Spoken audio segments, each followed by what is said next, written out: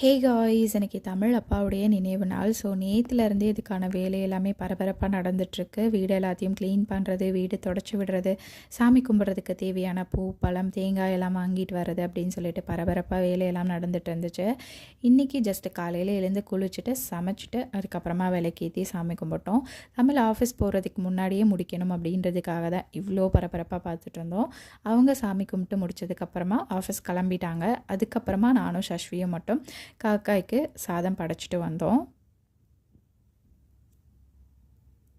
சஷு காக்கா கூப்பிடு. காக்கா காக்கா காக்கா காக்கா கூப்பிடு கூப்பிடு. இன்னும் காக்காவே வரலையேடா. காக்கா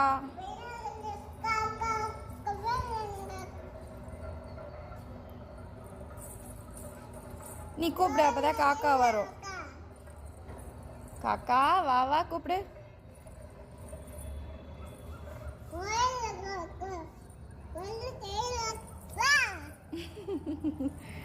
சஷ்விக்கு பிரேக்ஃபாஸ்ட் ஊட்டி விடுற டைமில் கரெக்டாக பவர் கட் ஆகிடுச்சு. ஸோ மாடிக்கு கூட்டிகிட்டு வந்து ஊட்டி விட்டுருந்தேன். அப்படியே கொஞ்சம் நேரம் விளையாடவும் விட்டுருந்தேன். காயா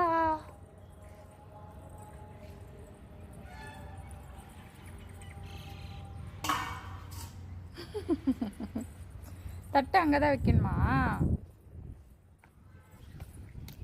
ஏய் ஏய் பிச்சிருவேன். ஏய் இது என்ன கேமு? இது என்ன கேமு? இது என்ன கேம் சொல்லு ஃபர்ஸ்ட். கையை அழுக்கு பண்ணி அம்மா மேல துடைக்கணும். இது ஒரு கேமா? ஈவினிங் தமிழ் ஆஃபீஸ் முடிச்சுட்டு வந்ததுக்கப்புறமா பாயசம் ரெடி பண்ணியிருந்தேன். ஸோ அதையும் வச்சு படைச்சிட்டு ஈவினிங் பூஜையும் சிம்பிளாக முடிச்சிட்டோம்.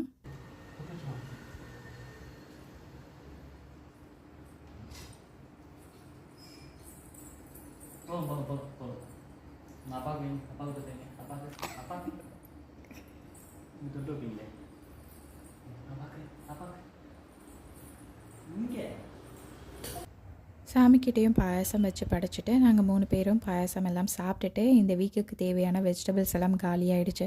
ஸோ அதை வாங்கிட்டு அப்படியே வீட்டுக்கு வந்தாச்சு.